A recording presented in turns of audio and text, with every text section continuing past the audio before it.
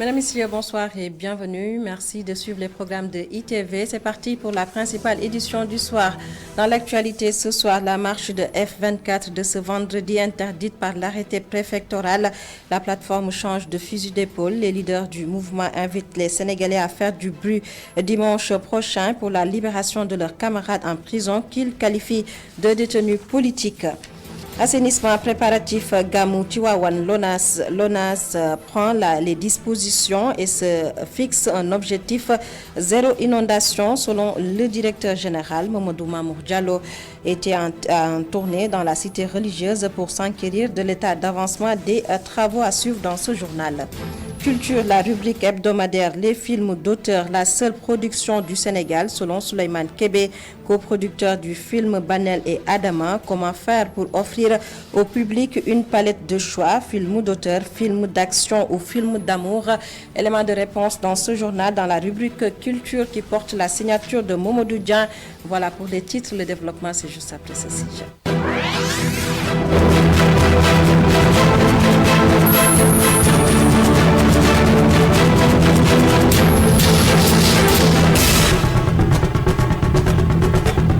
Bonsoir à tous et bienvenue suite à l'interdiction de la marche de ce vendredi de F24 à la place de la Nation. La plateforme des forces vives de la Nation compte maintenir la pression, dit-elle. En conférence de presse ce matin, les leaders invitent les Sénégalais à faire du bruit le dimanche entre 21h et 22h. Je vous propose de suivre les propos de Momodou Lamine Dianté, membre de la plateforme au micro de Abraham Poulpouya.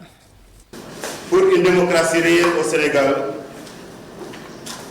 nous, F24 demande de se faire entendre à travers ce que nous appelons un bruitage très fort.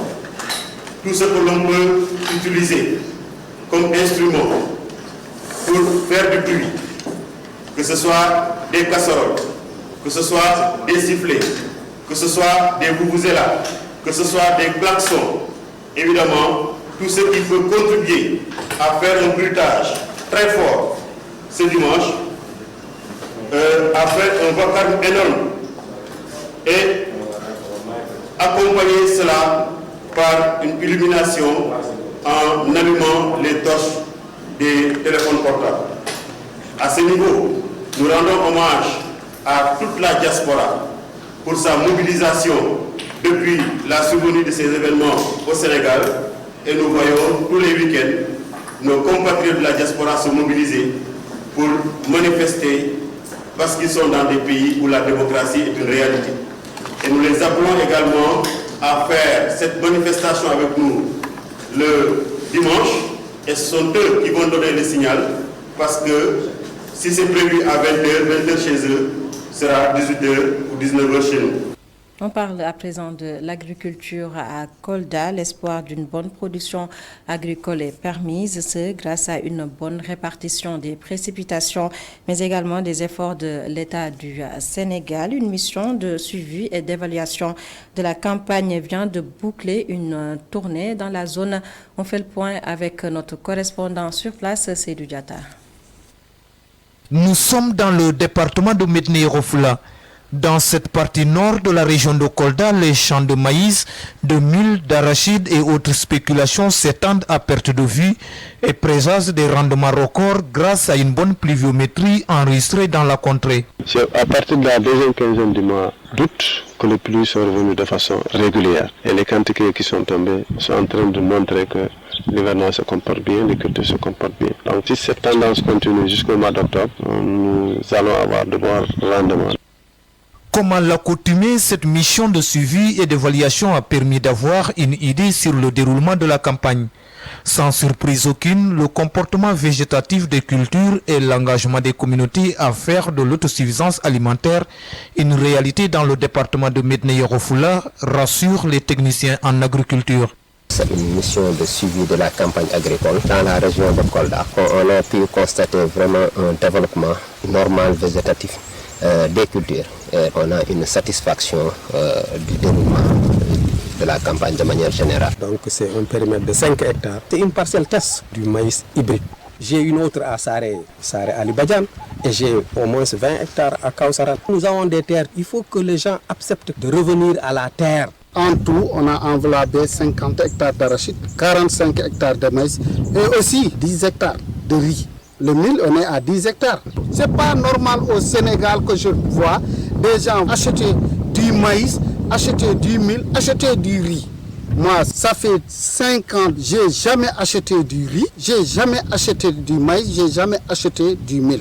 Dans un contexte marqué par la montée en puissance du phénomène de l'immigration clandestine, ces élus locaux non moins porte-étendard de la promotion de l'autosuffisance alimentaire invitent les jeunes à renoncer aux voyages périlleux et s'adonner à l'agriculture qui n'a jamais cessé de nourrir son homme.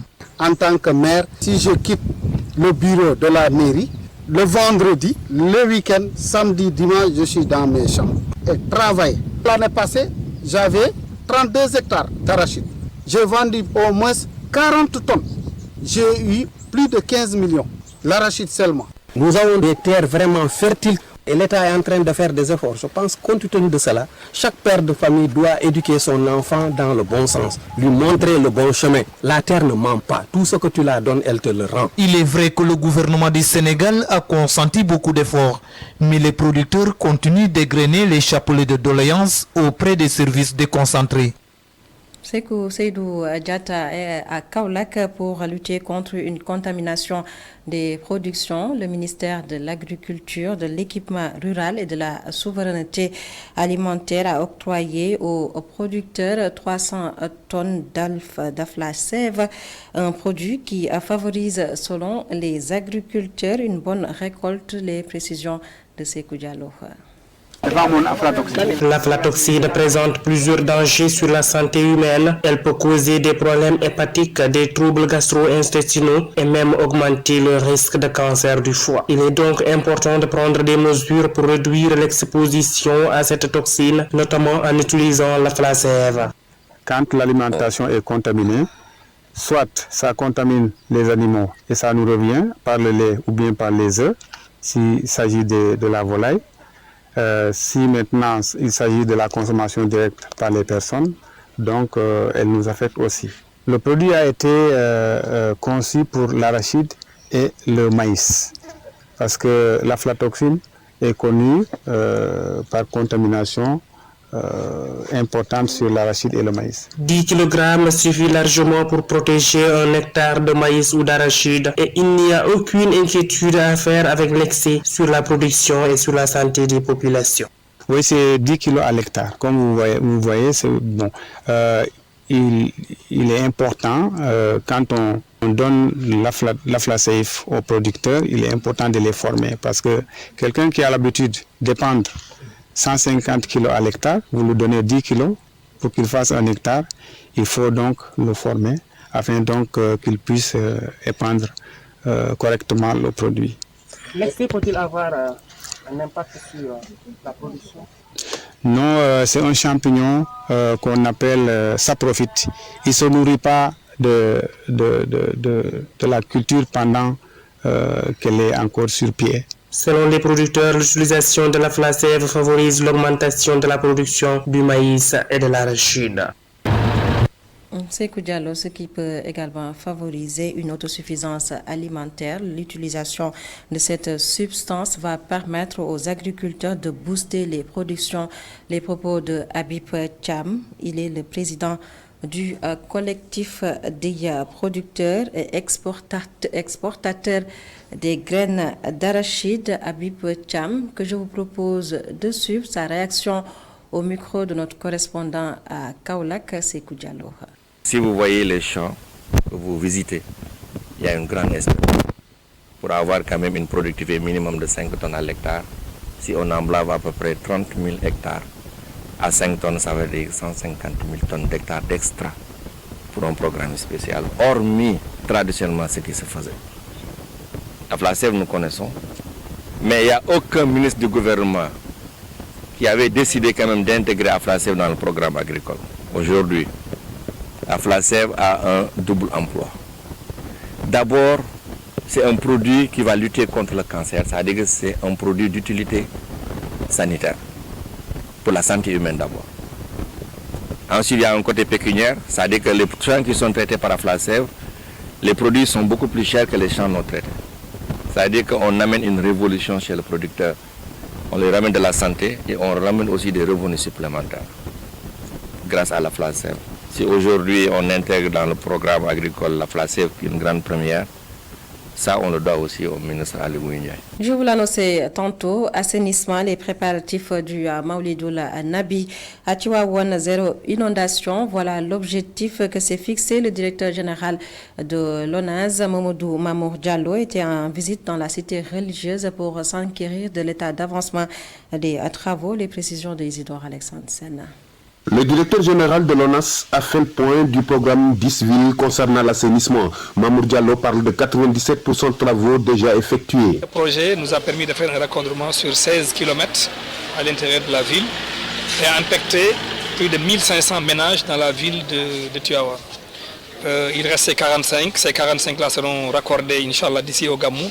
Et nous, au niveau de ONAS, dans l'appui que nous souhaitons faire, nous nous sommes engagés à réaliser 100 branchements supplémentaires pour les populations de Tivaouane. En collaboration avec les autorités locales de Tivaouane, l'Office national de l'assainissement du Sénégal poursuit le drainage des eaux pluviales. ONAS a pris des décisions. Une motopompe aujourd'hui d'une capacité de 2400 m3 a été installée. Elle peut être à agir en cas de pluie, effectivement, pour procéder à l'écrêtage du bassin, de manière à nous permettre un peu de vivre un Gamou sans grosse difficulté. Au total, nous prions le bon Dieu effectivement qu'il y ait une pluie, parce que nous sommes en hivernage, le Sénégal est un pays agricole, on a besoin de ces pluies-là, et le Khalif également a formé les mêmes prières. Mais aujourd'hui, notre mission, c'est de faire en sorte que les impacts et les effets de ces inondations-là soient véritablement réduits. Le directeur général de l'Office national de l'assainissement du Sénégal et ses services annoncent l'élargissement du bassin de Tivaouane, objectif un Maulid sans inondation dans la cité de Maodo. Visite de chantier du directeur général de l'ONAS à Tivaouane, Mamadou Mamour Diallo. Et puis rencontre de l'Union internationale des chemins de fer le mois prochain. Le Sénégal va abriter la cérémonie. Une réunion préparatoire s'est tenue en prélude. Les autorités du ministère des Transports qui ont reçu une délégation de l'Union ont profité de l'occasion pour exprimer leur satisfaction après l'ouverture de la ligne Thiès-Touba. C'était lors du Grand Magal de Touba, Babacar Sek. Membre de l'Union internationale des chemins de fer, le Sénégal va abriter un symposium dans le cadre des recherches de financement d'infrastructures. On entend beaucoup la nécessité de financer des infrastructures de chemin de fer et ce qu'a fait le Sénégal à travers le projet de TER et puis là récemment à travers la réactivation de la ligne pour le pèlerinage, on voit qu'il y a un rayonnement de ce que fait le Sénégal dans ce domaine-là, mais on a encore beaucoup de mal à connecter cette volonté d'investir dans le ferroviaire et les financements verts dont on nous parle beaucoup. On dit que donc normalement le ferroviaire et le transport public, le BRT par exemple au Sénégal, devraient être financés par des financements verts, par des financements carbone. Mais ces financements-là, ils peinent à se concrétiser. Donc l'idée c'est de travailler lors de ce symposium à un document final, une déclaration qui donnerait des directions pour mobiliser ces financements verts en direction du transport public et du ferroviaire. Au niveau national, la relance du chemin de fer est sur de bons rails avec l'expérience réussie du Grand Magal de Touba. Nous venons de boucler cette grande opération du Magal qui a mobilisé les chemins de fer au Sénégal et les entreprises d'exploitation commerciale. Donc sur 3 jours avant le Magal et 3 jours après le Magal. Au moment où je vous parle, les derniers trains sont en train de regagner la ville de Touba, de Thiès plutôt. Donc on est en train de clore cette opération. Maintenant, parallèlement, les travaux continuent en direction de Tambacounda et l'objectif de finalisation du projet à fin d'année devrait être tenu normalement. Plus d'une centaine de délégations de plusieurs pays est attendue à Dakar du 19 au 21 octobre pour ce symposium de l'Union internationale des chemins de fer. Karsek, une note de sport à présent. Football, match amical Sénégal-Algérie. Les Lions prêts à affronter les Fennecs selon Sadio Mané. Le match du 12 septembre prochain sera différent du précédent match perdu face aux Fennecs d'Algérie. L'international sénégalais Sadio Mané, que voici au micro de Serine Salou Dama. J'ai j'ai juste envie de dire que voilà, tout s'est bien passé. Ça a été un peu rapide, mais voilà, ça fait partie de notre métier. Du coup, on le fait avec. Je pense que ça se voit. Je joue, je suis content, je m'épanouis tous les jours. Et je pense que voilà, c'est le plus important maintenant. Je suis content d'être là-bas. Et voilà. Comme je l'ai dit, on a une belle équipe et je pense qu'on est attendu à tous les matchs. Maintenant, comme on l'a fait contre le Brésil, maintenant les grandes équipes, c'est les équipes qui essaient de maintenir la barre très haut tous les matchs. Et je pense qu'on sait que voilà, c'est un autre contexte, un autre match. Mais je pense qu'on est capable de produire la même performance. Troisième édition du Kankourang, on vous parle de la communauté mandingue de Nianing qui a des difficultés pour prendre en charge des circoncis. Les membres du comité d'organisation sollicitent l'appui de l'État du Sénégal et des bonnes volontés pour la bonne marche de cet événement culturel. Pour la correspondance de Muntaga Kana. La communauté mandingue de Nianing n'a pas décidé d'organiser une saison de circoncision de ses enfants. Pour la forme, le Kankourang joue un rôle important dans la protection des circoncis qui restent vulnérables dans sa condition. Le Kankourang en général, le Kankourang a pour rôle de protéger les circoncis. C'est ce qui explique sa sortie. Le cri du Kankourang fait fuir les mauvais esprits. C'est pourquoi il sort la nuit. Malgré les efforts consentis par les parents, les responsables du Juju Camara se disent confrontés à de multiples difficultés. Ils tendent ainsi la main aux autorités et aux bonnes volontés. Je lance à l'État de faire un soutien pour le Juju de Nianing parce qu'on n'a pas de fonds, on n'a rien. Des fois, là où on n'a pas de quoi, même on n'a aucun fonds de roulement pour le circoncis. Donc nous demandons au net de tous les côtés, celui qui peut nous aider, vraiment ça va nous arranger parce qu'on n'a rien pour les circoncis. Si on a des bonnes volontés qui peuvent nous aider, vraiment on serait très content pour eux. Il nous fait savoir que le bon voisinage entre les Mandingues et le reste de la population est au beau fixe. Vraiment, moi je suis très content de voir quand on a organisé, les Mandingues qui ont organisé leur culture à Niani, que toute la population nianiwa se présente et vienne vraiment associer avec nous, tenir et soulever la culture mandingue. Vraiment, c'est un très grand bonheur pour nous les Mandingues. Les activités sont bien encadrées par les autorités administratives. Elles sont comprises entre 8h du matin et 21h. Muntaga Khan, au chapitre de la culture, toujours la série de reportages sur la superstition se poursuit. Ce soir, on vous parle d'une interdiction, balayer la nuit, une tradition diversement appréciée. Le sujet est signé Sabel Olivia Diagna. Balayer la nuit est source de malheur selon nos grands-parents. Dans un quartier de Dakar, les couloirs sont bombés de monde. Ils sont tous assis devant leur porte, notamment ces dames en pleine discussion. Chapelet à la main, Aminata Wan ne croit pas en cette superstition. Mais nous, nous dëkk ci kilifa yi diine yi fa ne jàng alxuraan ak lu ne xam lu Yàlla bëgg ak lu Yàlla santaane di dàq bida. Je ne crois pas en ça. Quand tu as été éduqué dans une famille religieuse, très pieuse, tu ne crois pas en ces superstitions. waaw les ça bu ñu reeree dañuy bale ñu tool ni sotti ci mbalit mi man nag ba tax na man defuma ko bidaa defuma ko daal aayaluma. Cela ne tient pas le même propos que Aminata. Elle interdit à toute sa famille de balayer la nuit. Parce que damay dégg mag yi ñu ne booy guddi bale guddi baaxul. Nos grands-parents nous interdisaient de balayer la nuit, raison pour laquelle je fais la même chose avec ma famille.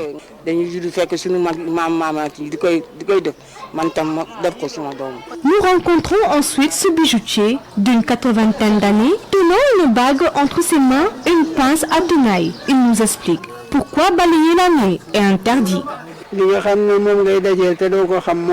C'est à partir du crépuscule qu'on interdit de balayer, car tu peux balayer quelque chose que tu ne devais pas toucher. Ma famille ne balaye jamais la nuit, seulement le matin.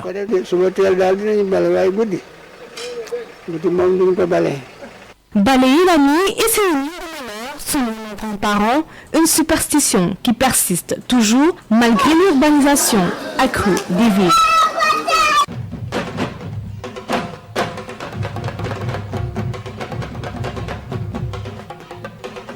Sabel Olivia Diagne, une transition juste trouvée pour parler de la rubrique culture. On donne la parole ce soir à Souleymane Kébé, coproducteur du film Banel et Adama. Il se prononce sur la production au Sénégal. Selon lui, il faut offrir au public une palette de choix, des films d'auteur, des films d'action ou des films d'amour.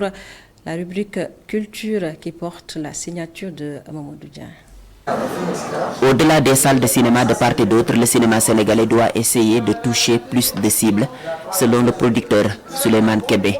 Le coproducteur du film Banel et Adama suggère une palette de choix, des films qui touchent le quotidien des Sénégalais. En fait, pour moi, le Sénégal, c'est comme tous les pays. Et il y a un public pour toutes sortes de films. C'est juste que là, on propose que des films d'auteur au Sénégalais. Du coup, c'est qu'un public qui y va. Pour moi, un pays doit avoir le choix. Le public doit avoir le choix d'aller voir un film d'auteur ou bien d'aller voir un film d'action, un film d'amour. Voilà. Parce qu'on a des salles de cinéma maintenant qui sont là, qui permettent à certains films d'être distribués dans nos salles, et pas que dans nos salles, aussi dans les salles en dehors du Sénégal. Des salles de cinéma, oui, mais il est aussi question pour le célèbre producteur d'offrir des productions de qualité. Cela a un coût. Ça demande tout ce qui va de... tout ce qui est qualité, un personnel de qualité, une équipe technique de qualité, du financement, parce qu'un film, ça coûte cher. Il faut aussi tout ce qui est qualité, un scénario qui est de qualité, des acteurs de bonne qualité. Voilà, toute l'équipe doit être conçue pour faire de telle sorte que le film soit bien, beau. Donc voilà, il faut des gens expérimentés, quoi. N'empêche, pour lui, le cinéma sénégalais et africain se porte bien.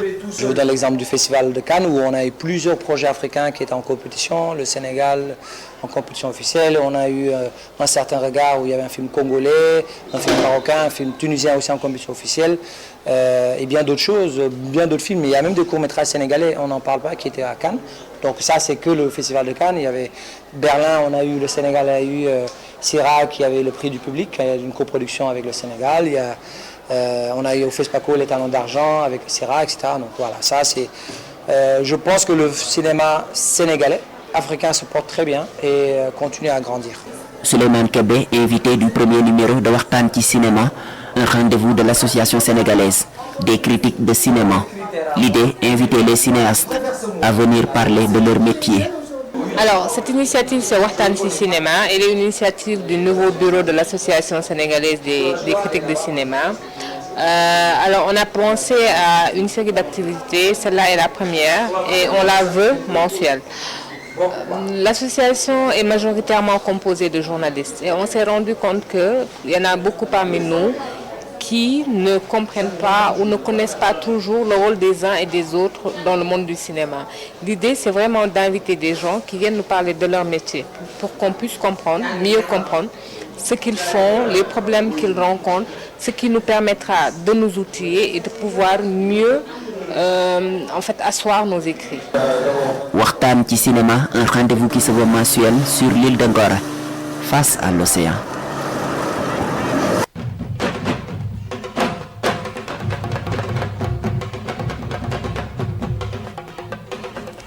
Mamadou Dia qui signe la rubrique hebdomadaire culture et c'est la fin de ce journal. Mesdames, Messieurs, merci de nous avoir suivis. Passez d'excellents moments en compagnie de nos programmes sur ITV.